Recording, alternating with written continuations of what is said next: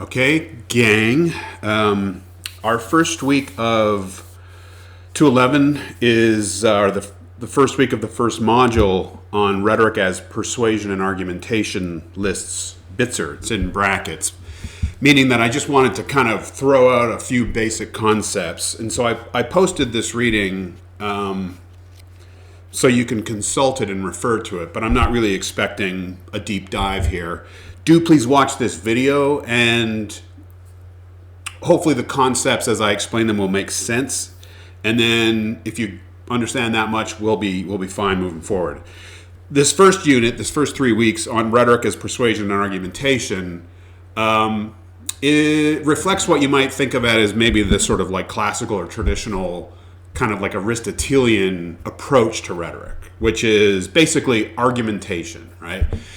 Now that itself takes us in all kinds of different directions. And we'll get back to that next week and then a little bit more in the week after. And in this first 3 weeks, I have some sort of what I consider to be sort of contemporary classic essays on rhetoric and / as argumentation. There's not a ton of daylight between these terms, but there are some important distinctions. And the Wenzel piece that we'll be reading in a few weeks is particularly good at that. Anyway, there's some really good, useful stuff, I think, in these first few weeks. Starting off with Lloyd Bitzer's Rhetorical Situation. This is honestly one of the very first essays in and about rhetoric that I ever read when I was an undergraduate. I was actually like almost wrapping up I was an English major many years back, and I was forced to take a composition class, and rhetoric counted as composition. And so I discovered rhetoric toward the end of my undergraduate degree and quickly fell in love with it and took as much as I could, and then went on and got graduate education in rhetoric. And I still remember discovering this essay and just kind of like it blowing my mind. So Bitzer's Rhetorical Situation, this goes back to I think the 50s, 60s, something like that, 1950s. So it's a little older at this point, but I think it's still useful. It got beat up by the field. There was about 7 or 8 really important follow-up essays that challenged it, that took it to task, that took things in different directions.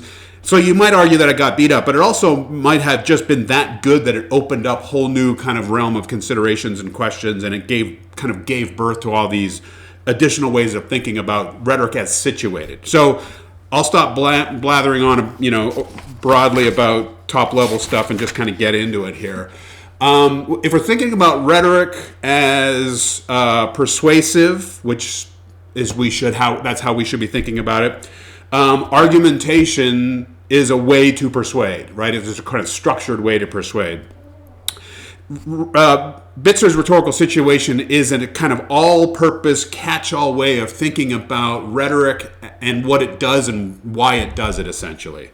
And he's less interested in argumentation. He's more interested in the kind of the occasion that gives rise to argumentation. So again, this is kind of like cutting across a whole bunch of different ways of thinking about rhetoric, and that's why I think it's useful. I keep coming back to this essay and over again because it proves so illuminating for understanding a lot of what rhetoric is up to and what it is and how it works. So the essay is longer than the kind of core ideas that I want us to focus on, which are basically situation, exigence, audience, constraints, and then this idea of a fitting response. Those are kind of the main ideas all kind of smashed together and boiled down. He spends the first few days setting up his argument. No one's talked about situation before, And then the next one, page 3, he's like, now here's what I don't mean when I mean situation. He does a whole bunch of like, I do not mean, nor do I mean, finally, I do not mean. It's like, okay, dude, what do you mean? So in terms of what he positively wants to say about rhetoric, it starts to kick in bottom of 3 here. He says, and there's a couple of moments in here that are just like so important that I urge you to circle them, star them, highlight them, write them down, commit them to memory, whatever. There's just some really good, useful language and ideas in here. So at the bottom of 3, he says, a work of rhetoric is pragmatic.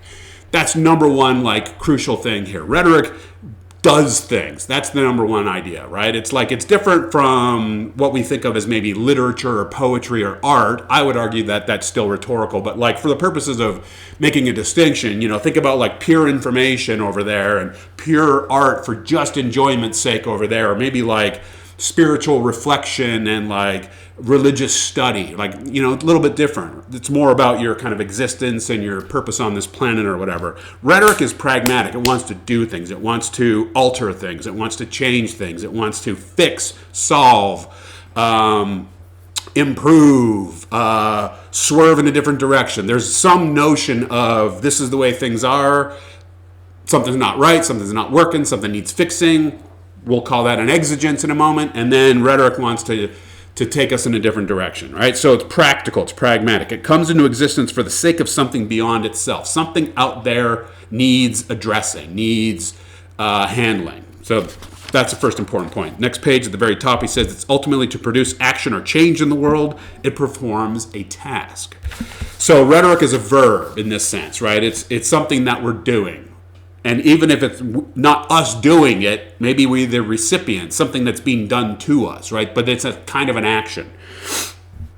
In short, rhetoric is a mode of altering reality, not by the direct application of energy to objects, but by the creation of discourse. So changing the world through the medium of discourse, of talk, of language, of symbolism, meaning, images, right? That word discourse is pretty loaded here, but throw into there all kinds of communicative phenomenon and you're in good shape, right? As long as it's directed and change seeking, then we're in the realm of rhetoric. Next paragraph on 4, he says, we need to understand that a particular discourse comes into existence because of some specific condition or situation which invites an utterance. He'll call that an exigence in a moment. That's important, right? So something happens that gives rise to the need for talk, for agitation, for mobilization through discourse, through language, through speaking, through talking, through maybe mediation, creating imagery, creating online stuff, whatever, right? But it's to the extent that we are attempting to do something and change something and alter something, we are in the realm of the rhetorical situation. Top of 5, he says, let us regard rhetorical situation. So he's starting to kind of narrow down on like a definition or description. He says, as a natural context of persons, events, objects, relations, and an exigence which strongly invites utterance. This invited utterance participates naturally in the situation, as it is in many instances necessary to the completion, and on and on. We'll work through all this. So, at the very bottom of that page, he says, hence, to say that rhetoric is situational means, he'll repeat this stuff a few times, right? But it comes into existence as a response to a situation, okay? Something's happening, rhetoric wants to respond. It's given rhetorical significance by the situation, just as a unit of discourse is given significance as an answer to that. So the situation kind of dictates the kind of response, the kind of discourse. 3, a rhetorical situation, the top of 6, rhetorical situation must exist as a necessary condition of rhetorical discourse. He gets a little bit mechanical and tight here, and this is the kind of stuff that he got challenged on a lot. But we'll continue. Many questions go unanswered.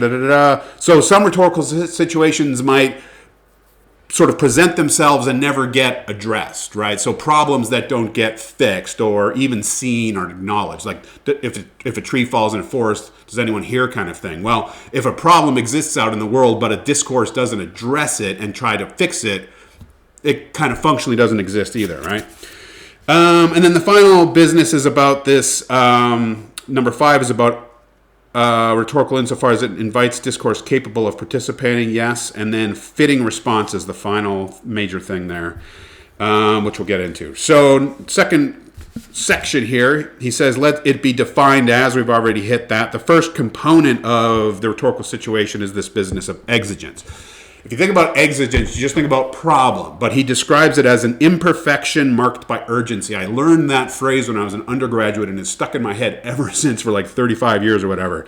Imperfection marked by urgency. Something's wrong, and it needs to be fixed, and it needs to be fixed now, right? So, flashing lights, we got to do something about this. That's what he says gives rise to rhetoric, to rhetorical discourse. because of the situatedness of that exigence, right? I think about things like, the tainted water that was in Flint, Michigan, or, you find that there's E. coli in the food system, and these are like problems that need quick responses. Or oh my goodness, there's a pathogen flying around. Like, we've got to deal with this. We've got to address this. We got to speak to this and figure this out, right? Now he says on 7 that an exigence is rhetorical when it is capable of positive modification. So, like a hurricane is urgent, but is it an imperfection? It just is what it is, right? It's like we can't really do much about a hurricane. Maybe you could argue that, we're responsible for global warming, but the cause and effect relations are so murky and distant that it's hard to wrap your head around that. For the purposes of like what's actually happening and what we can deal with and manage, we need to think about like an exigence as a kind of social phenomenon or something that can be kind of managed by discourse itself, right? Now that still opens up a lot of possibility for what can be considered rhetorical or exigential. So that's the first piece, the problem. So, the broad framework here is like problem solution, right? So rhetoric is dealing with exigences, and it wants to alleviate or assuage or, improve said exigence. How does it do that? Well, obviously through discourse. We'll get into audience in a sec. But the next thing to be thinking about here, and this goes right back to Aristotle. I don't know if you guys know Aristotle's definition of rhetoric, but I have it memorized. Aristotle said that rhetoric is an ability to see or observe the available persuasives in a given case. Available persuasives is a really interesting phrase, and it basically speaks to this business of constraints, right? Because when there's a situation, I often think about 9/11. After the planes hit the towers, we have ourselves a massive exigence, a national, if not international, exigence problem, a defect marked by urgency. We are under attack, we are confused, we are hurt, we are angry, right? So the President George W. Bush, needed to speak to that moment, that situation, right? But I often wonder, like, what was he able to say? Like, could he have said anything? Could he have gotten up there and just kind of riffed like Donald Trump does in terms of like, wow, but we must have really screwed up in the Middle East to deserve that thumping that we just got? Like, no, he couldn't just say anything. He was constrained by the situation. He needed to calm the people. He needed to show strength. He needed to give some sense of like where we're going next. He needed to maybe not overreact, right? So there was a lot, like a thin line that he needed to walk there. And that's how you can think about constraints. Not everything is available, as Aristotle would say, available persuasives. What's available? Not everything, not all the time. The audience themselves could be constrained. Maybe you're trying to talk to a crowd of 12-year-olds, right? Like they're constrained by their age and their knowledge and so on and so on. So there's always something that is limiting, let's say, what you are able to say as a rhetorical response to an exigence. And so that's important. All right, next I'm on 9 here, the top of the page, number 3. And he's talking about general characteristics. So he says, number 1, rhetorical discourse is called into existence by a situation. He got hit pretty hard on this. The first major essay that challenged this essay was by, wildly enough, a PhD student at the time, graduate student, a guy named Richard Vatz. And his response was basically to say, hey, Bitzer, guess what? We often create situations by invoking them through discourse, right? So, like, think about the sky is falling, the Chicken Little thing, right? Now, he might call this a fictive situation, which he gets to in a little bit, but like we often respond in a real way to maybe not real exigences. We might call those conspiracies or panics or just like false news or whatever that's generated to create some outrage or to create some mobilizing of resources or whatever, and it turns out there was nothing there. Nevertheless, if we are able to convince people that the sky is falling, they will often act accordingly. So he goes really hard, Bitzer does, in this like realistic, natural, like the exigence exists out there, separate from human minds, separate from anyone's desires or wills or interpretation or whatever. And Vance was the one who came along and said, hold on, man, we are deeply involved in understanding what exigence is and even creating exigences a lot of the time, which is fair. So, some of this language is a little rigid, I feel like, in terms of rhetorical situations only exist sort of like apart from any kind of human goings on, and it's a little bit like, I don't know if it's that removed from our brains. Anyway, so he's saying like these are objective and observable and they're natural and they exist outside of us, and those situations determine what we're supposed to respond to. It's a little bit too objectivist. It's a little bit too clean and tidy, right? Like, what does that situation want? Got it, right? Now I just need to like say the right things. In any case, this business of number 2 here on the top of 10, although rhetorical situation invites response, it obviously does not invite just any response. This kind of gets back to my thing about Bush and 9/11. It needed a fitting response. And I often argue that Bush actually handled that, especially the bullhorn moment. This feels ancient at this point, but it was a major moment at the time. I remember I was in grad school when this all happened. And, it'd been a couple of days since the towers had been attacked and Bush was nowhere to be found. And then finally, everyone was like, where's the president? Like, what's happening? What are we going to do? What's he saying, right? Finally, he comes to the scene of the event, and there's all these firefighters and first responders there trying to save lives and dig out the rubble and everything. And the president stood there, and he had a bullhorn, and he was trying to talk to this bullhorn, and it wasn't working. And then someone in the crowd said, "Hey, we can't hear you." And in that moment, and this is rhetorical concept of kairos, which is timeliness. And Bush was not known as a rhetorical genius, a very eloquent speaker, but he nailed this moment kind of perfectly, because when they said, "We can't hear you" with the bullhorn, he said, "But I can hear you. I can hear you." And everyone was like, "Yeah." And then he said, "And whoever did this, they're going to hear from all of us real soon," right? And it's like that, yeah, that was perfect, right?